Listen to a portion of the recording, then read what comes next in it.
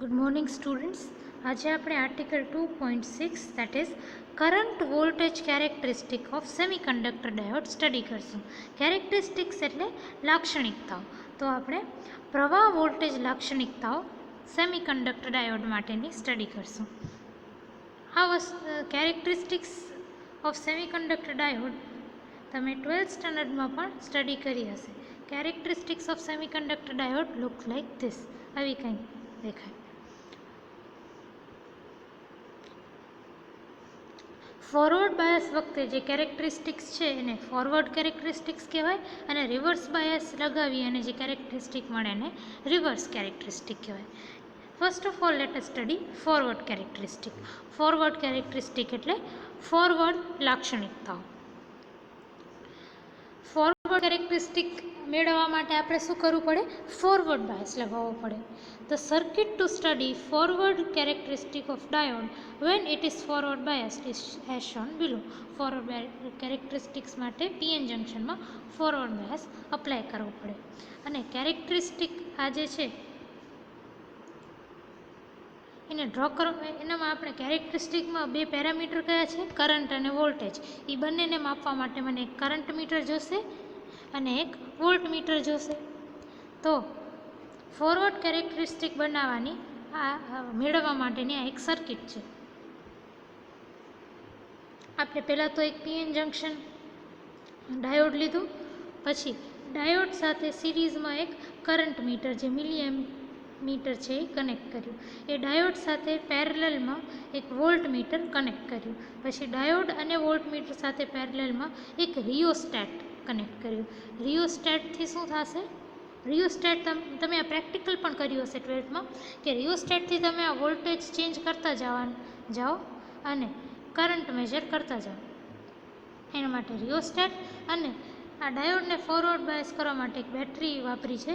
P સાથે positive terminal of the battery અને N સાથે negative terminal of the battery. The forward voltage is increased from 0 in suitable equal steps and resulting current is recorded by milliammeter in the circuit.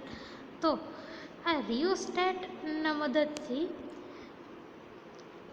વોલ્ટેજને તમે suitable સ્ટેપ્સમાં increase કરી શકો. પહેલાં ધારો કે 0 છે, પછી 0.2, પછી 0.4, 0.6, 0.8, 0.1, મતલબ 1, 1.2, એ રીતે વીને ઇન્ક્રીઝ કરતા જાઓ અને દરેક પોઈન્ટ ઉપર તમે આઈને નોટ કરતા જવાનું.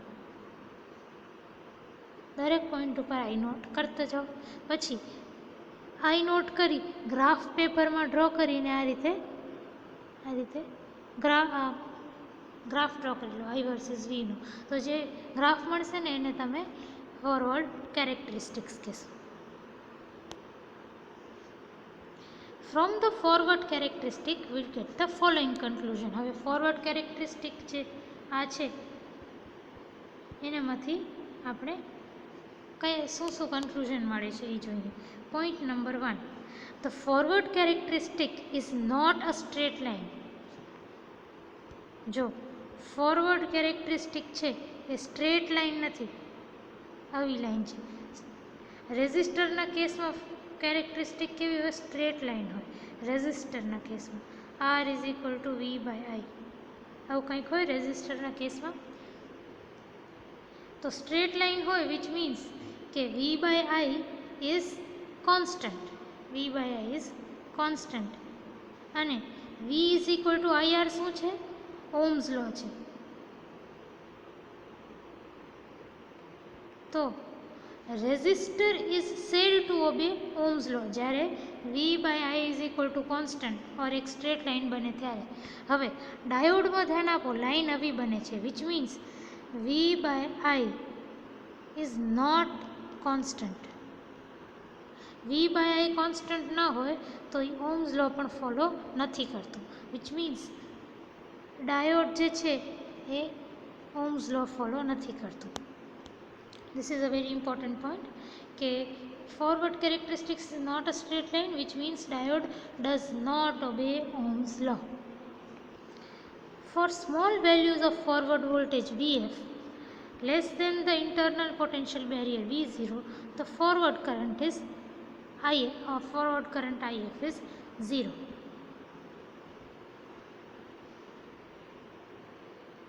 હવે આ પોર્શન ઉપર ધ્યાન આપો. તો હવે જ્યારે તમે ફોરવર્ડ બાયસ અપ્લાય કરો ને ત્યારે હું ફોરવર્ડ વોલ્ટેજને VF કહીશ અને રિવર્સ વોલ્ટેજને VR કહીશ. એટલે હવે VF લખું તો સમજજો કે હું ફોરવર્ડ વોલ્ટેજની વાત કરું છું. તો તમને ખબર છે કે જંક્શનમાં એક ઇન્ટરનલ પોટેન્શિયલ બેરિયર V0 બનતો હોય છે. ઇન્ટરનલ પોટેન્શિયલ બેરિયર V0 જે નો બાયસ વખતે હોય છે. તો અગર અપ્લાઇડ ફોરવર્ડ વોલ્ટેજ એ V0 કરતાં ઓછો છે ને ત્યારે કોઈ પણ કરંટ ફ્લો નહીં કરે. પણ જ્યારે અપ્લાઇડ વોલ્ટેજ VF છે એ આ ઇન્ટરનલ પોટેન્શિયલ બેરિયર કરતાં વધી જશે ને ત્યારે કરંટ ફ્લો કરવા માંડશે. V0 થી ઓછો વોલ્ટેજ ઉપર કરંટ ફ્લો નહીં થાય, V0 થી વધારે વોલ્ટેજ ઉપર કરંટ ફ્લો થશે. આ ધ્યાનમાં રાખજો કે અગર VF જે છે એ V0 કરતાં ઓછું હોય તો there is no current flow, IF is 0.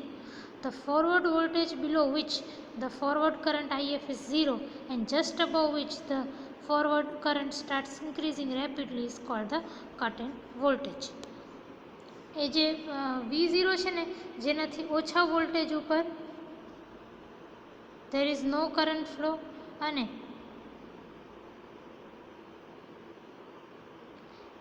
અગર V0 થી વધારે વોલ્ટેજ ઉપર કરંટ ઇન્ક્રીઝ થાય છે, કરંટ ફ્લો થાય છે, એ વોલ્ટેજને કટ ઇન વોલ્ટેજ કહેવાય, કાં તો થ્રેશોલ્ડ વોલ્ટેજ કહેવાય, કાં તો બ્રેક પોઈન્ટ વોલ્ટેજ કહેવાય.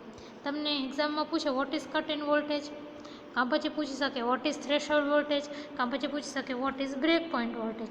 તો એ ત્રણેય વસ્તુ સેમ જ છે. The cut in voltage is equal to the potential barrier V0, જે રીતે મેં હમણાં તમને સમજાવ્યું. Hence the cut in voltage for silicon is 0.7 volt and germanium is 0.3 volt. આ પણ આપણે 12th સ્ટાન્ડર્ડમાં જોઈ લીધું છે કે બેરિયર પોટેન્શિયલ સિલિકોન માટે, ઇન્ટરનલ પોટેન્શિયલ બેરિયર સિલિકોન માટે 0.7 વોલ્ટ હોય અને જર્મેનિયમ માટે 0.3 વોલ્ટ હોય. As VF is further increased, the current increases very rapidly as shown in the steep part AB.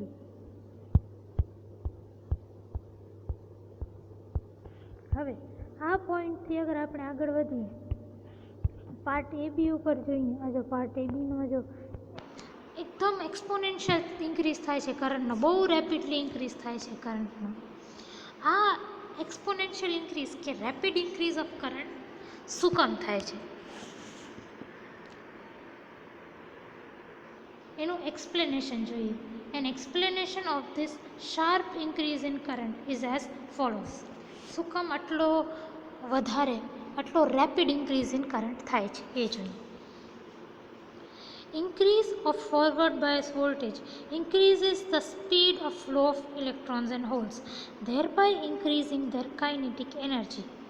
એટલે કે તમે ફોરવર્ડ બાયસ વોલ્ટેજ વીને વધારો તો ઇલેક્ટ્રોન્સ અને હોલ્સની કાઇનેટિક એનર્જી એટલે ગતિ ઉર્જા પણ વધે.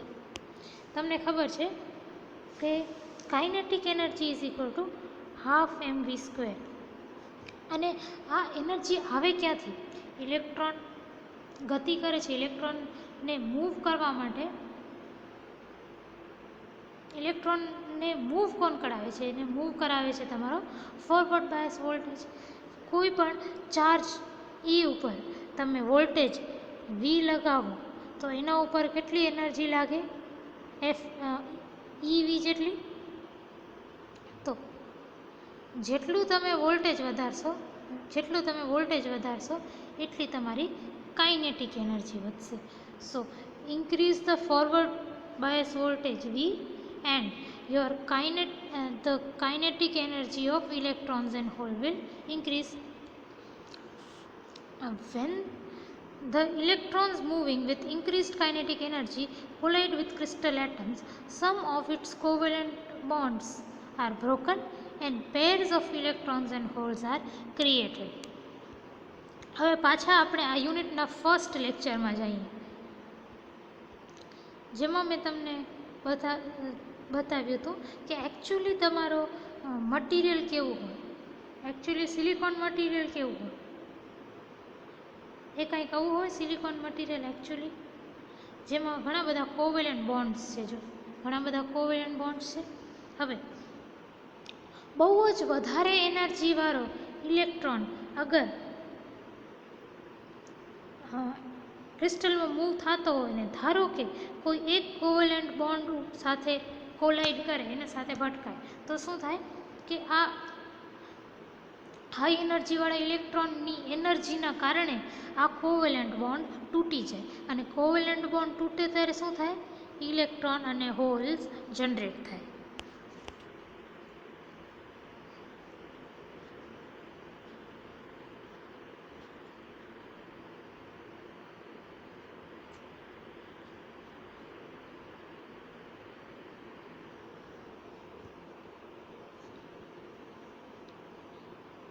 ઇલેક્ટ્રોન્સ અને હોલ્સ જનરેટ થયાનો મતલબ શું થયું કે ચાર્જ કેરિયર્સ, ઇલેક્ટ્રોન્સ અને હોલ પેર જનરેટ થયા એટલે શું થયું, ચાર્જ કેરિયર્સ વધ્યા. નંબર ઓફ ચાર્જ કેરિયર્સ વધે તો શું થાય, કરંટ વધે. So this increases current. તો ઇન ઇફેક્ટ હમણાં સુધી આપણે શું જોયું કે ફોરવર્ડ બાયસ વોલ્ટેજ વધારો, એના કારણે તમારી કાઇનેટિક એનર્જી વધે. ઇલેક્ટ્રોનની વધારે કાઇનેટિક એનર્જીવાળા ઇલેક્ટ્રોન્સ જે છે એ જઈને કોવેલેન્ટ, એ જ્યારે એટમ સાથે ભટકાય ત્યારે એના કોવેલેન્ટ બોન્ડ તોડે, કોવેલેન્ટ બોન્ડ તોડે ત્યારે ઇલેક્ટ્રોન અને હોલ જનરેટ થાય. ઇલેક્ટ્રોન અને હોલ જનરેટ થાય એનો મતલબ કે એક્સ્ટ્રા ચાર્જ કેરિયર જનરેટ થાય. એક્સ્ટ્રા ચાર્જ કેરિયર મતલબ ફોરવર્ડ કરંટ વધે. તો in conclusion, forward bias voltage વધારવાથી ફોરવર્ડ કરંટ પણ વધે છે.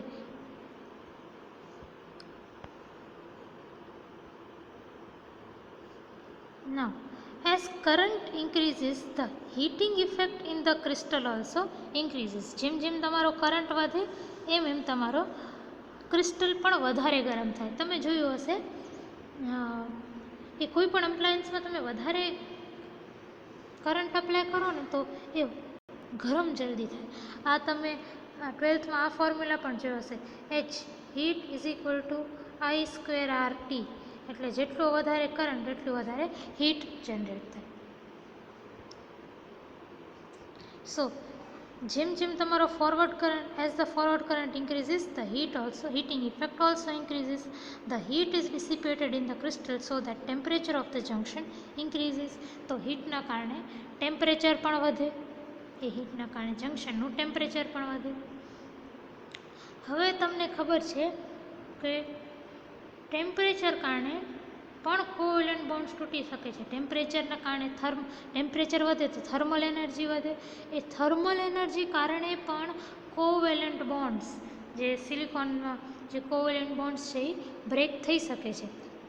ટેમ્પરેચર કારણે કોવેલેન્ટ બોન્ડ્સ બ્રેક થશે. ટેમ્પરેચર વધારશો તો ફર્ધર કોવેલેન્ટ બોન્ડ તૂટશે. કોવેલેન્ટ બોન્ડ તૂટવાથી શું થશે, extra electron hole pair generate થશે. Which are the charge carriers. તો extra electron hole pair generate થવાની જગ્યાએ ના કારણે કરંટ પણ વધશે. So this rise in temperature causes rise in current. હવે આ કરંટના વધવાથી શું થયું, આ કરંટના વધવાથી કરંટ જેટલો વધ્યો ફરીથી એટલો જ હીટિંગ ઇફેક્ટ વધ્યો. હીટિંગ ઇફેક્ટ વધવાના કારણે તમારો ટેમ્પરેચર વધ્યું. ટેમ્પરેચર કારણે તમારો કોવેલેન્ટ બોન્ડ્સ વધારે તૂટ્યા. Covalent bond તૂટવાથી electron hole pair generate થઈ, જેના કારણે કરંટ વધ્યો. કરંટ વધ્યો તો કરંટના વધવાથી ઓર વધારે હીટિંગ થઈને ટેમ્પરેચર વધ્યું. તો આ એ વસ્તુ ચાલ્યા જ કરે જ્યાં સુધી કરંટ બહુ મોટો ન થઈ જાય. અને હું ક્યુમ્યુલેટિવ કહું છું. ક્યુમ્યુલેટિવ એટલે શું, આ મેં તમને સમજાવ્યું ને એની સમરી હું તમને ફરીથી કહી દઉં કે ફોરવર્ડ વોલ્ટેજ કારણે ફોરવર્ડ કરંટ ઇન્ક્રીઝ થાય, બરાબર. હવે કરંટ, જેટલું વધારે કરંટ હોય એટલું વધારે તમારો ક્રિસ્ટલ ગરમ થાય, એટલે ટેમ્પરેચર વધે. ટેમ્પરેચર જેટલું વધે એટલા વધારે તમારા કોવેલેન્ટ બોન્ડ્સ બ્રેક થાય, એટલા વધારે કોવેલેન્ટ બોન્ડ્સ બ્રેક થાય અને ઇલેક્ટ્રોન હોલ પેર જનરેટ થાય. ઇલેક્ટ્રોન હોલ પેર વધે તો તમારો કરંટ વધે. કરંટ વધવાના કારણે ઓર વધારે તમારું હીટિંગ થાય તો ટેમ્પરેચર ઓર વધે. એ વધેલા ટેમ્પરેચરથી extra electron hole pair generate થાય કારણ કે કોવેલેન્ટ બોન્ડ તૂટે છે. એ એક્સ્ટ્રા ઇલેક્ટ્રોન હોલ પેરના કારણે કરંટ વધે. એક વધેલા કરંટથી પાછું તમારું એ વધેલા કરંટ કારણે ઓર વધારે ગરમ થાય અને ટેમ્પરેચર ઓર વધે.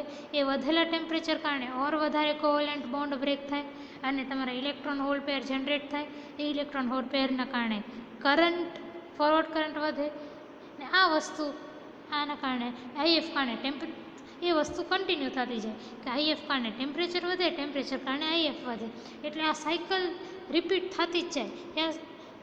એના કારણે તમારો આઈએફ બહુ વધારે મોટો થઈ જાય. Therefore, for large values of VF, forward current IF increases exponentially with forward voltage VF.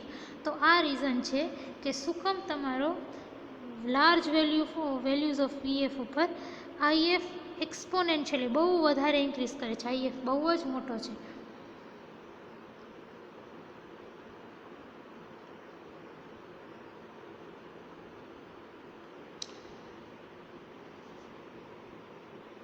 Now we study reverse characteristic, reverse લાક્ષણિકતા. રિવર્સ કેરેક્ટરિસ્ટિક સ્ટડી કરવા માટે આપણે શું કરવું પડશે? ડાયોડને રિવર્સ બાયસ કરવું પડશે. જો એક ડાયોડ લીધો છે, પીએન જંક્શન ડાયોડ, એને સિરીઝમાં મેં એક માઇક્રો એમીટર ડ્રો કર્યું છે, એને પેરેલલમાં એક વોલ્ટમીટર અને એક rheostat with a battery. Battery કઈ રીતે છે? પી નેગેટિવ સાથે, એન પોઝિટિવ સાથે. The reverse voltage VR is increased from 0 in suitable steps and resulting current is measured by microammeter. આ પાર્ટને ગ્રાફના આ પાર્ટને સ્ટડી કરવાનું છે. તો રિયોસ્ટેટને બદલીને વોલ્ટેજ વીને આપણે સુટેબલ સ્ટેપમાં ઇન્ક્રીઝ કરીએ. -50, -100, -150 એ રીતે. માઇનસ એટલે એ રિવર્સ વોલ્ટેજ છે એટલે માઇનસ રાખ્યું છે, બાકી માઇનસનો મતલબ નથી. આપણે એમ કહી શકીએ 50 વોલ્ટ, 100 વોલ્ટ, 150 વોલ્ટ એ રીતે. ધારો કે હું એક્ઝામ્પલ આપું છું, તમે વધારતા જાઓ વોલ્ટેજ રિવર્સ ડાયરેક્શનમાં અને કરંટ નોટ કરતા જાઓ. કરંટ નોટ કરીને આ રીતે ગ્રાફ દોરો. એ ગ્રાફ તમને જે મળશે ને એને રિવર્સ કેરેક્ટરિસ્ટિક કહેવાશે. તો આ છે તમારી રિવર્સ કેરેક્ટરિસ્ટિક. હવે આપણે આ રિવર્સ કેરેક્ટરિસ્ટિકને સ્ટડી કરશું.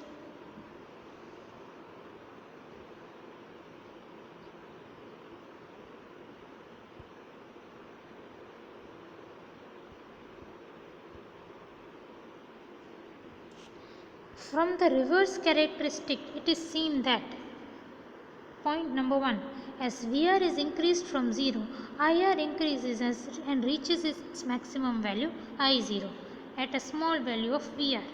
When VR is further increased, the reverse current remains constant up to a critical value of VR.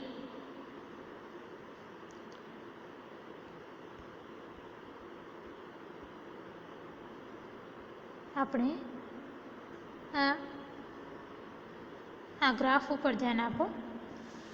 તો જ્યારે આપણે રિવર્સ વોલ્ટેજને 0થી વધારવાનું ચાલુ કરીએ ત્યારે શું થાય કે કરંટ પણ વધે. આ પોઈન્ટ સુધી કરંટ વધે.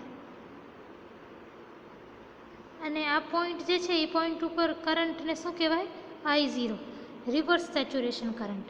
અને પછી આ પોઈન્ટ પછી જ્યારે તમે અગર રિવર્સ વોલ્ટેજને વધારો ને તો તમારો કરંટ સેમ જ રહે છે, કરંટ કોન્સ્ટન્ટ રહે છે. જો કેટલો કોન્સ્ટન્ટ રહે છે? I0 જેટલો કોન્સ્ટન્ટ જ રહે છે. તો આ જે I0 કરંટ છે ને એને રિવર્સ સેચ્યુરેશન કરંટ કહેવાય.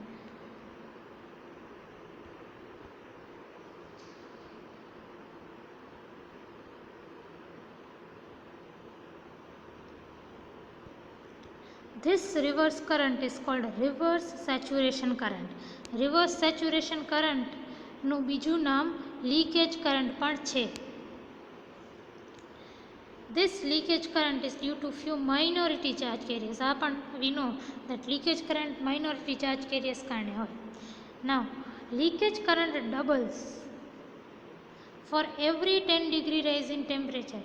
એટલે તમે for every 10 degree rise in temperature, your leakage current doubles. એટલે leakage current is a function of temperature. જેમ તમે તાપમાન વધારો એમ લીકેજ કરંટ વધે. ધારો કે 5 ડિગ્રી સેલ્સિયસ ઉપર, હું એક્ઝામ્પલ આપું છું, 5 ડિગ્રી સેલ્સિયસ ઉપર તમારું 10 માઇક્રોએમ્પિયર કરંટ હતું. હવે અગર 10 ડિગ્રી વધારો ટેમ્પરેચરને, એટલે 15 ડિગ્રી થઈ જાય, 5 + 10 15 ડિગ્રી સેલ્સિયસ થઈ જાય, ત્યારે લીકેજ કરંટ ડબલ થઈ જાય. 10 × 2 20 માઇક્રોએમ્પિયર. પછી 15 ડિગ્રી સેલ્સિયસથી 10 ડિગ્રી ઓર વધારો, તો 25 ડિગ્રી સેલ્સિયસ ઉપર શું થાય? 20નો ડબલ એટલે 40. તો એ રીતે વધતું જાય. સો leakage current doubles for every 10 degree rise in temperature. Approximately double થાય. એકદમ પોઈન્ટ ટુ પોઈન્ટ વેલ્યુની વાત નથી કરતી. અપ્રોક્સિમેટલી 10 ડિગ્રી વધારો ટેમ્પરેચરને, તો લીકેજ કરંટ ડબલ થાય approximately.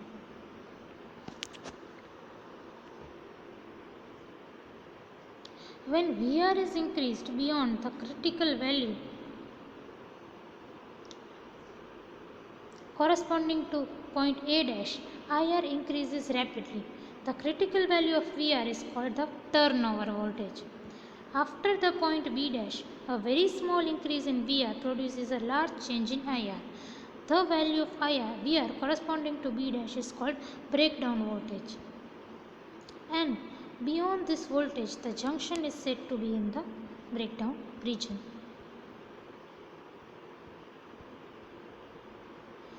Beyond this reverse saturation current, હવે આપણે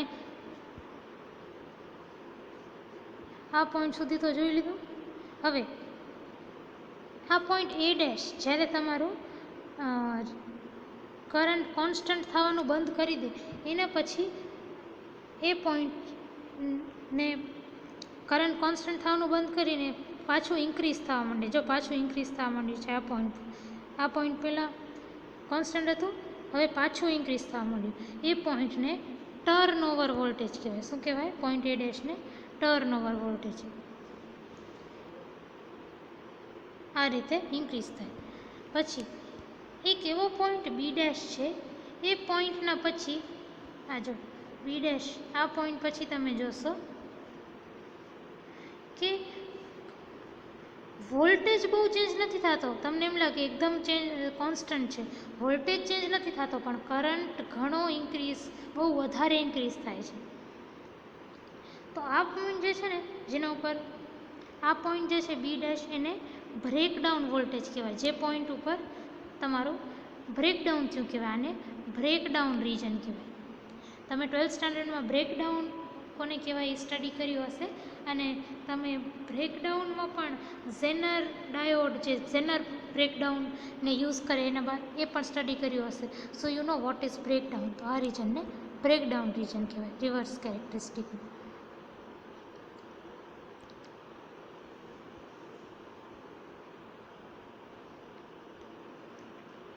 આને તમે તો હોમવર્ક તરીકે લઈ લો. SQ 6, 7, 8, 9, 10, 11 આ બધા હોમવર્ક તરીકે લઈ લો.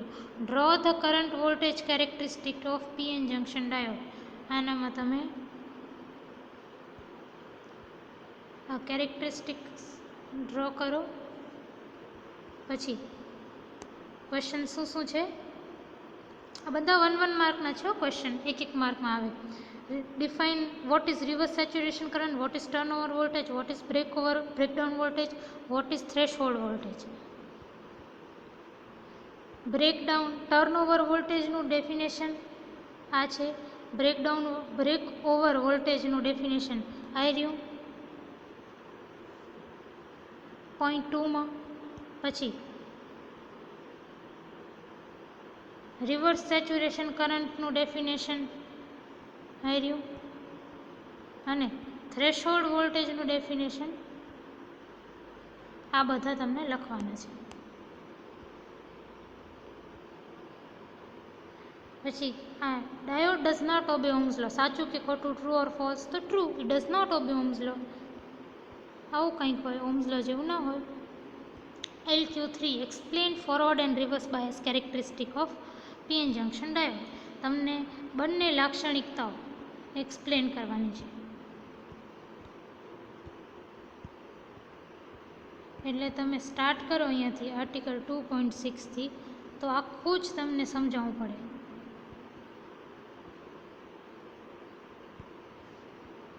આ પોઈન્ટ સુધી.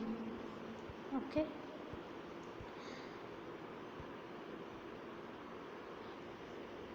હવે તમે જે કેરેક્ટરિસ્ટિક સ્ટડી કરીને આ વાળી,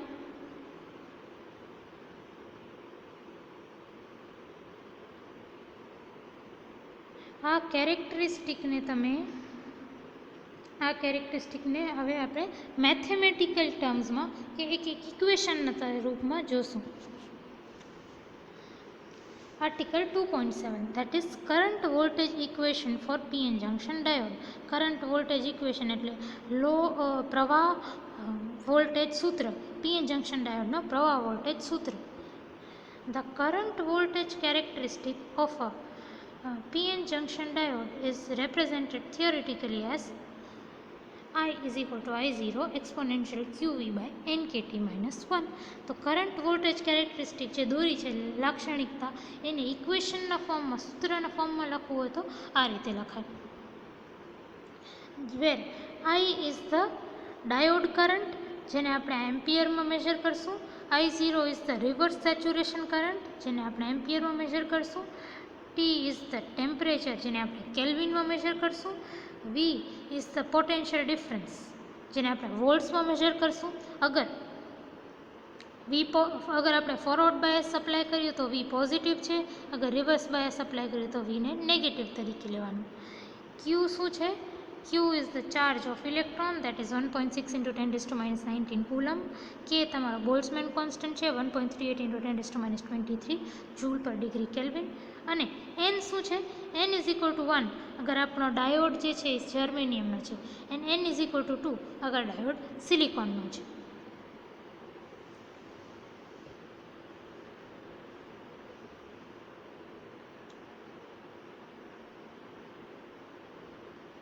For a large forward bias voltage V is greater than 1. ધારો કે ફોરવર્ડ બાયસમાં બહુ મોટો વોલ્ટેજ રાખ્યો છે, which means V is very greater than 1. તો અગર V is greater than 1 હોય તો એક્સપોનેન્શિયલ QV by NKT પણ બહુ મોટો હોય 1 કરતાં. હવે બહુ મોટી વેલ્યુમાંથી બહુ નાની વેલ્યુ માઇનસ કરું તો નાનકડી વેલ્યુને આપણે નિગ્લેક્ટ કરી શકીએ, લગભગ મોટી જ વેલ્યુ રહે. તો exponential QV by NKT minus 1 is nearly equal to exponential QV by NKT. Hence, forward current IF is equal to, હવે કરંટ આપણે કયો લઈએ છીએ? ફોરવર્ડ કરંટ, તો આની જગ્યાએ હું IF લખીશ. અને આપણે ફોરવર્ડ બાયસની વાત કરીએ છીએ. ઓકે, ફોરવર્ડ બાયસમાં તો ફોરવર્ડ કરંટ હોય, તો આપણે આની જગ્યાએ IF લખશું. અને આપણે 1ને તો નિગ્લેક્ટ કરીએ છીએ, તો IF is equal to I0 into exponential QV by NKT. So, IF is equal to I0 exponential QV by NKT. This equation shows that IF increases exponentially with voltage V. આ શું બતાડે છે કે IF increases exponentially with respect to V. A exponential term છે ને, તો exponential increase કરે છે current forward. તો આ જે શેપ છે એનું એક્સપ્લેનેશન મળ્યું તમને આ ઇક્વેશનમાં, એક્સપોનેન્શિયલ શેપનું. Okay, now let us go to reverse bias thing. Under the reverse bias condition when V is negative. હવે તમને મેં આ પોઈન્ટ ઉપર બતાડ્યું હતું કે V આપણે અગર રિવર્સ બાયસ હોય તો Vને નેગેટિવ લઈએ, ત્યારે આ ઇક્વેશન તમે કઈ રીતે લખી શકો? આઈની જગ્યાએ આઈઆર લખો કારણ કે આપણે રિવર્સ બાયસની વાત કરીએ છીએ, અને વીની આગળ માઇનસ લગાવી દો કારણ કે આપણે રિવર્સ બાયસ અપ્લાય કર્યો છે જેમાં વી માઇનસમાં હોય. તો તમારી ઇક્વેશન કંઈક આવી થઈ જાય. હવે E raise to minus X is equal to 1 by E raise to X. તો E raise to minus QV by N કેટીને 1 by E raise to QV by N KT લખી દો. તો તમારી ઇક્વેશન આવી કંઈક થઈ જાય.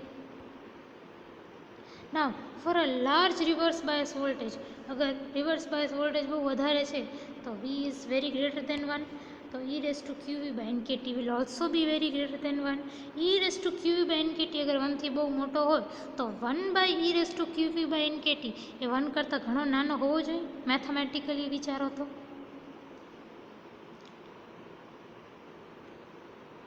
બરાબર.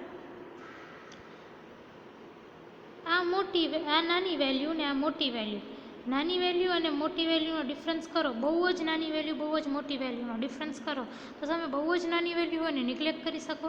તો આપણે આને નિગ્લેક્ટ કરીએ છીએ તો બચે શું છે? -1. તો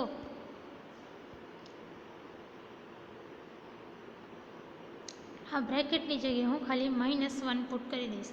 સો IR is equal to -I0. Hence IR is equal to -I0.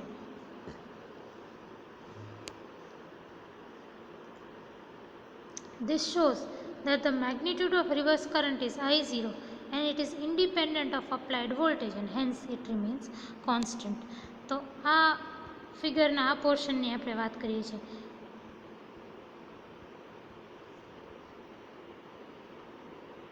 જેમાં IR is equal to I0 constant રહે છે.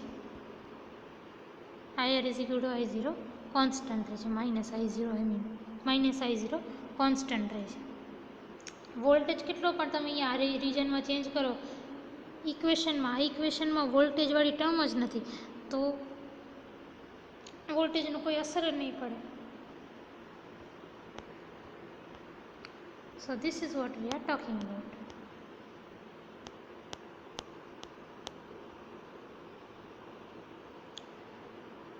હવે એક તમને ન્યુમેરિકલ કરાવું. ન્યુમેરિકલ આ પણ તમે હોમવર્ક મળ્યો. A silicon diode for which the reverse saturation current is 10 microampere is conducting 1 ampere at 26 degrees Celsius. Calculate the forward voltage drop across it. હવે ક્વેશ્ચનમાં given શું છે? What is given? Given is that reverse saturation current I0. Reverse saturation કરંટને આપણે I0 તરીકે બતાવીએ એ છે 10 માઇક્રોએમ્પિયર. સો I0 is equal to 10 માઇક્રોએમ્પિયર which is equal to 10 raised to -5 ampere. Then it is conducting 1 ampere which means current flowing I is 1 ampere at 27 degree Celsius. So temperature is 27 degree Celsius જેને મેં કેલ્વિનમાં convert કર્યું 273 add કરીને. તો temperature is 300 degree kelvin.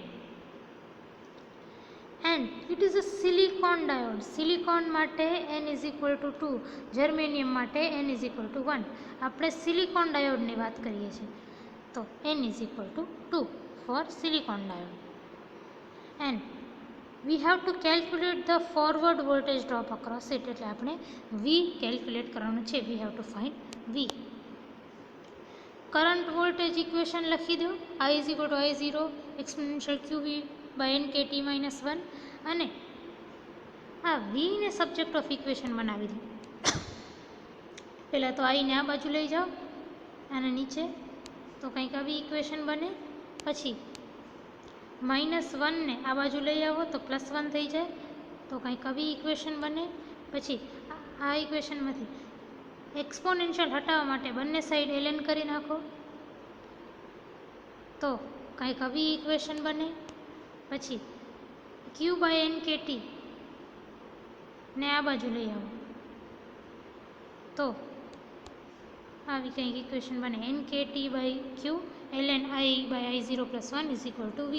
હવે NKT QI/I0 બધાની value substitute કરો તો તમને V is equal to 0.595 volt મળી જાય. Now next topic is Article 2.8 resistance of a semiconductor diode. Resistance એટલે અવરોધ. સેમિકન્ડક્ટર ડાયોડ કેટલો અવરોધ આપે છે એને સ્ટડી કરવાનું છે. હવે રેઝિસ્ટન્સ બે ટાઈપના છે. એક તો સ્ટેટિક રેઝિસ્ટન્સ અને એક તો છે ડાયનામિક રેઝિસ્ટન્સ.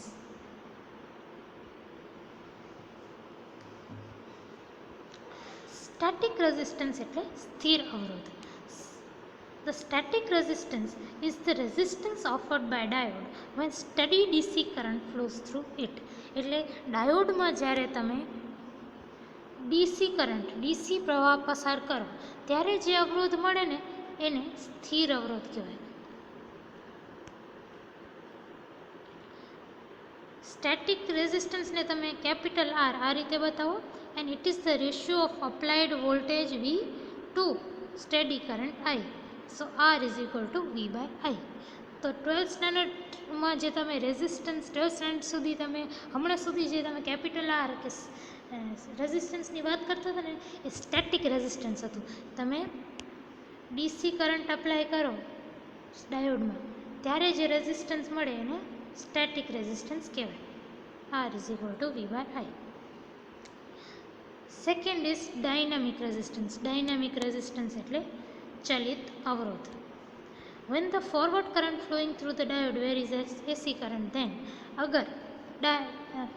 અગર તમે ડાયોડમાં એસી કરંટ અપ્લાય કરો જે વેરી કરે છે, એસી કરંટ એટલે સ્ટેડી કરંટ નહીં, એમ વેરી થતો જે કરંટ હોય એને એસી કરંટ કહેવાય, તો ત્યારે જે રેઝિસ્ટન્સ મળે ને એ ડાયનામિક રેઝિસ્ટન્સ હશે. તો ડાયનામિક રેઝિસ્ટન્સને હું સ્મોલ આર એફ આ રીતે બતાવીશ, અને dynamic resistance small R F is equal to small change in applied voltage by small change in diode current. એટલે વોલ્ટેજમાં થતો થોડોક નાનકડો ચેન્જ ડિવાઇડેડ બાય કરંટમાં થતો એવો change. So R F is equal to del V by del I. એને તમે કેવી રીતે માપી શકો? આઈ વર્સિસ વીનો એક ગ્રાફ બનાવી દો. અહીંયા આઈ હોવું જોઈએ ને અહીંયા વી હોવું જોઈએ, આ સુધારજો. અહીંયા આઈ અને અહીંયા વી ગ્રાફ બનાવવાનો, પછી એનો તમને સ્લોપ લેવાનો. એ slope del I by del V is nothing but your will give you, એનો સ્લોપ લેવાનો તો del I by del V થઈ જાય એનો સ્લોપ, એ તમને 1/RF આપે. તો આ સ્લોપ આના સ્લોપને ઊંધો કરો તો તમને મળે તમારું ડાયનેમિક રેઝિસ્ટન્સ. આ વસ્તુ સુધારી દેજો, અહીંયા આઈ અને અહીંયા વી.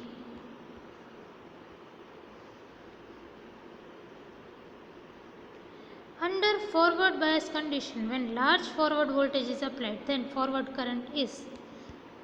આપણે હમણાં જોયું કે જ્યારે લાર્જ ફોરવર્ડ બાયસ અપ્લાય કરો ત્યારે forward current is equal to I0 into exponential QV by NKT.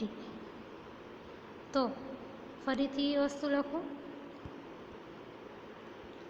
કે લાર્જ ફોરવર્ડ બાયસ અપ્લાય કરો ત્યારે forward current is equal to I0 into exponential QV by NKT. Differentiating the above equation with respect to V એટલે DI by DV, આને પણ આ બાજુ પણ DV સાથે ડિફરન્શિએટ કરો તો શું થાય? I0 કોન્સ્ટન્ટ છે એ બારે આવશે, પછી e⁻x ડિફરન્શિએશન કરો તો પાછો e⁻x જ આવે. તો આનો ડિફરન્શિએશન પણ એક્સપોનેન્શિયલ QV બાય NKT થશે. પછી બચશે શું ડેરિવેશન કરવામાં? આ બ્રેકેટ. તો d by dv of this bracket, d by dv of this bracket. હવે આ બ્રેકેટનું ડિફરન્શિએશન કરો તો q, n, k અને t એ તો બહાર નીકળી આવશે કારણ કે એ v ઉપર ડિપેન્ડન્ટ નથી. તો q બાય NKT બહાર આવશે ને બચશે શું? d by dv of v, that is equal to 1. તો પછી 1 બચશે ખાલી. તો તમારી ઇક્વેશન કંઈક આવી આવશે. હવે આ ઇક્વેશનમાં આ ઇક્વેશન I0 e⁻⁴ શું છે? I છે ને, તો આની જગ્યાએ હું I પુટ કરી દઉં. પછી Q/nkt તો છે જ, તો આવી કંઈક તમારી ઇક્વેશન આવશે. dI/dV = I × Q/nkt. હવે RF શું છે? RF તમારો તમે જોયું ∂V/∂I છે. RF = ∂V/∂I, તો RF = dV/dI. એટલે આને તમે ઊંધું કરી નાખો તો nkt/Qi મળશે. હવે K is equal to 1.38 into 10 to -23 and Q is equal to 1.6 into 10 to -19. Substitute કરો અને સોલ્વ કરો તો 8.625 into 10 to -5 NT/I મળશે. Taking the room temperature T is equal to 27 degree Celsius. ધારો કે રૂમ ટેમ્પરેચર તમારું 27 ડિગ્રી સેલ્સિયસ છે, એને તમે કેલ્વિનમાં ફરાવો તો 300 ડિગ્રી કેલ્વિન થાય. તો આ જે ઉપર ટી છે એની જગ્યાએ 300 સબસ્ટિટ્યૂટ કરી દો. અહીંયા 300 સબસ્ટિટ્યૂટ કર્યું, આને મલ્ટીપ્લાય કરવાથી શું આવ્યું? 0.0258 n/I. આવી કંઈક ઇક્વેશન આવી. નાવ I ઇઝ મેઝર્ડ ઇન એમ્પિયર્સ. જો આપણે જોયું લાસ્ટ ટોપિકમાં કે I અને I0 બંને આપણે એમ્પિયરમાં લેતા હતા, પણ ફોરવર્ડ બાયસમાં આપણે મિલી એમીટર વાપરીએ છીએ. તો કરંટ કેમાં મપાશે? કયા યુનિટમાં મપાશે? મિલી ammeter. So, if the current is measured in milliammeter, then 1 milliampere is equal to 10 to -3 ampere. તો આ I જે એમ્પિયરમાં છે એની જગ્યાએ મિલી એમ્પિયરમાં લખવું હોય તો 10 to -3 સાથે મલ્ટીપ્લાય કરી દઉં.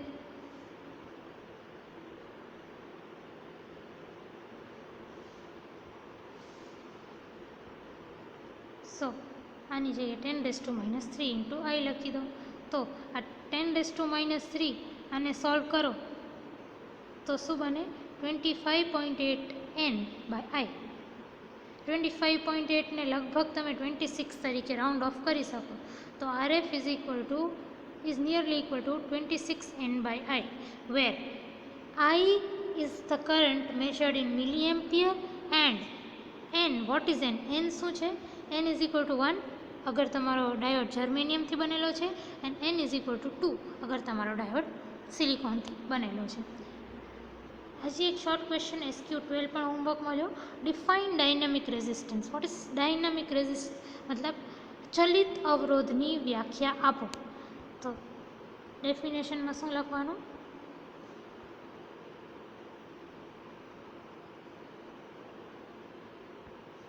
આટલું.